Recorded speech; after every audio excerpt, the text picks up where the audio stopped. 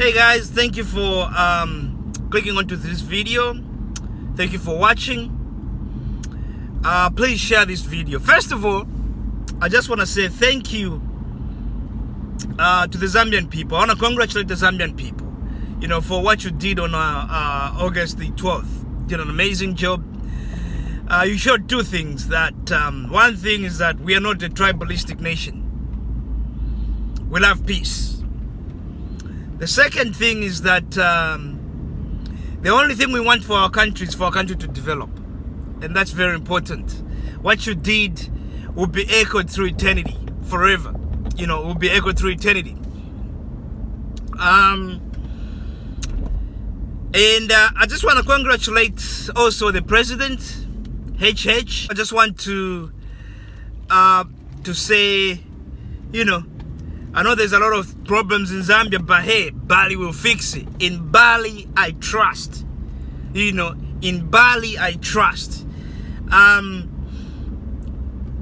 So something happened yesterday. Sorry, actually, I'm a bit late to this party, but hey, it's never too late. And like I said, what we just done in Zambia will be echoed, will be remembered for the next 1,000 years. Something happened yesterday. The president picked his ministers, not all of them. I think it was just the beginning. I think today the same thing might happen, maybe for the next few days. But I just want to say something. I got this message to the president and to the new ministers. I know the president is on social media, and I hope he watches this video. And I'm gonna be posting a lot of videos so that we can, find a way. Social media is good because you don't know who's watching you. This is to the president and to the ministers. I just want to say PF was bad. Under Edgar Lungu, PF was bad. They were like the mafia. Literally, was the mafia. But there's two things I think PF did well, or even in a way took advantage of. The first thing they took advantage of was this actually division that exists in Zambia. It's not tribal, this one. It's between the rich and the poor, the educated and the uneducated. Okay? Some people are uneducated because of something beyond their control. They end up being uneducated. I live in Australia, and believe me, most people here are uneducated, but still they make more money. Some people make more money than the educated people. There's an economy even for the uneducated. You can be a plumber, you can do a bit of basic electrical engineering, you can be what they call a sparky, you can do gardening. You can work in a warehouse and still make 6-figure.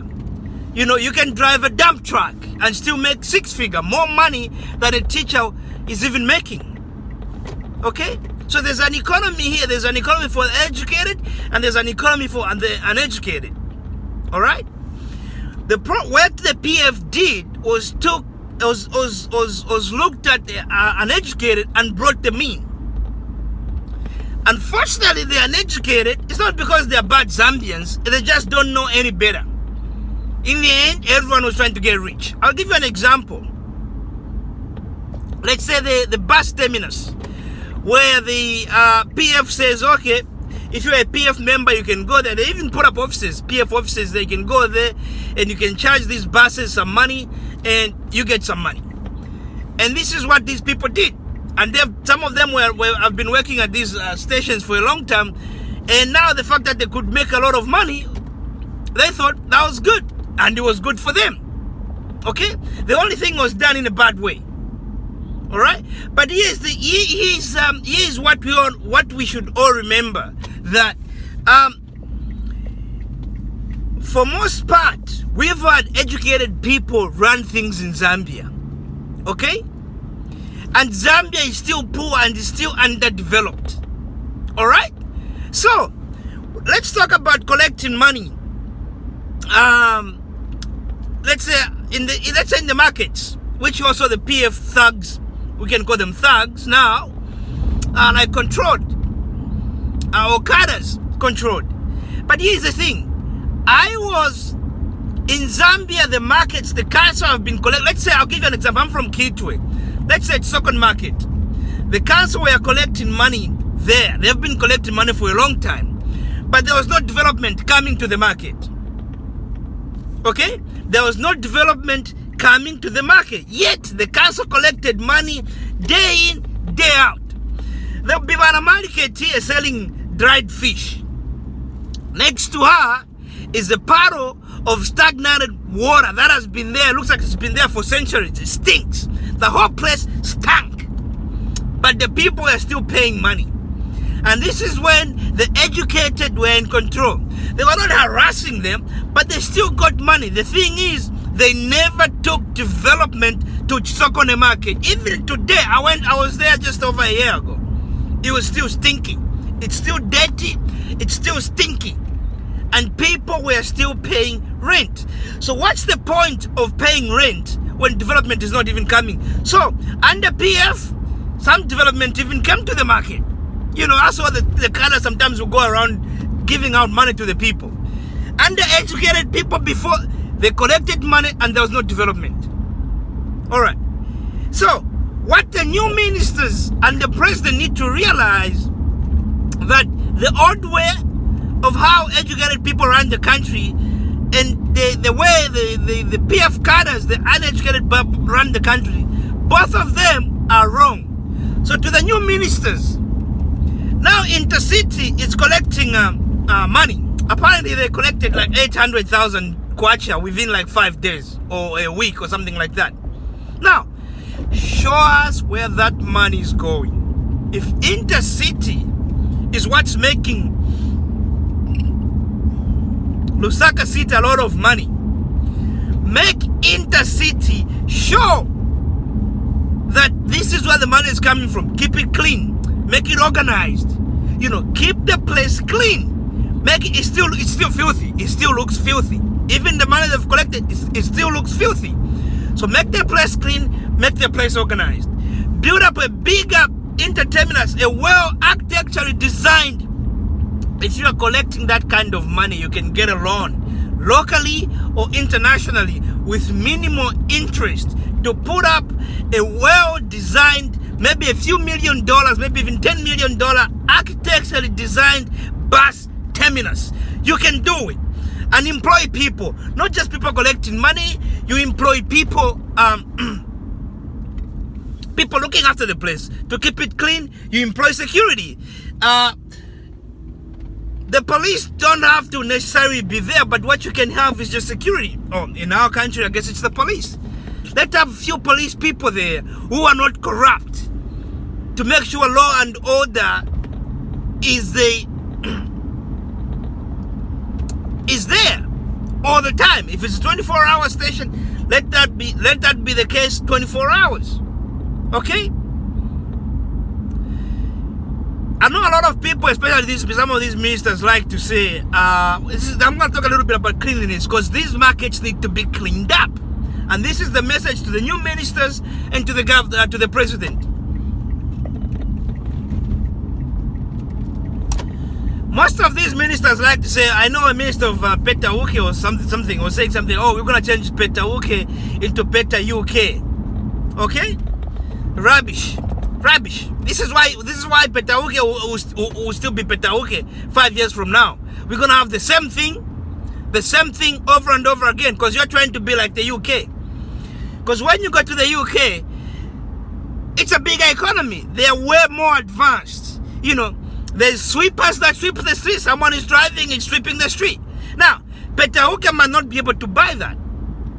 So, when you look at that and you realize that's what they do, you're going to go like, oh, we can't do it.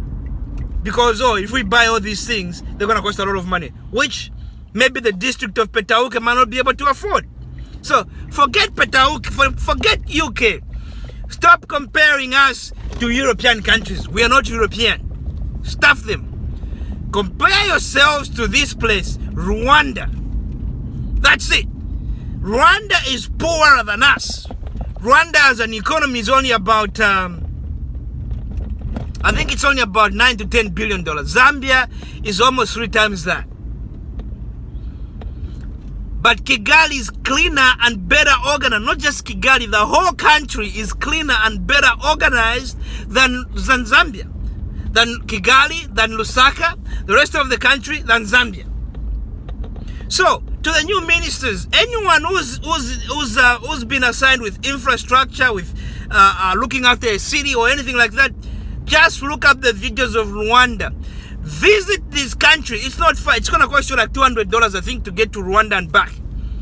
You know, or $500.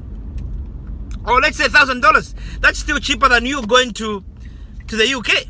You know, $1,000 will get you to Kigali, you do a COVID test, and will get you a hotel. Meet up with our brothers and sisters in Kigali and conversate with them. Find out what they're doing and how they're doing things to get to where they've gotten. Done it. Then you start to think, what's stopping me? But if you go to the UK, you see it's white people. You know, I want everyone to start looking at Rwanda first before you even look at the Indians in Mauritius or the Asians in Malaysia. Let's just look at Kigali first. That should be a target for us to beat. Cleanliness, easy of doing business. Let's beat Rwanda. Okay? This is not like we have anything against them, but in this area, competition leads to development. So let's look into that. The second part I want to say is the PF did not go to the IMF. The IMF is just a conduit in which Western countries try to overpower and dominate developing countries. And we shouldn't use it as a long-term partner in us organizing our debt. We shouldn't use the IMF for long-term. Let's use them for now. We organize them, we get back on track. Let's forget about it. If we truly want to develop, Zambia needs to forget about the IMF. If we truly want to develop. It's something Dr. Stumbeko should think about. It's something the President HH should actually think about. The IMF is not there to make African countries develop. You know, when the IMF was giving $50 billion to South, the IMF and the World Bank to South Korea, they were giving $800 million to the rest of to the whole continent of Africa. Let's not forget that. Their goal is not to help us develop. They've made up their mind to say they're gonna get free materials, free raw materials from Africa. And we need to come out of the pyramid. If anyone has ever been involved in the pyramid business, the only people that make money are the people at the top. The world economy is a pyramid scheme. Look, you know why China is developing and managed to develop? They got out of the pyramid scheme. You know why Singapore developed? They got out of the pyramid scheme. They never bowed down to nobody. They focused on their own. And Zambians can do it. I'm going to post another video where I'm going to talk about a little bit about education. Thank you for listening. And congratulations to the Zambians. Congratulations to His Excellency. Congratulations to all the MPs and ministers that got elected in the last election in Zambia. One Zambia, one nation. And may our first president rest in peace. Thank you. Goodbye.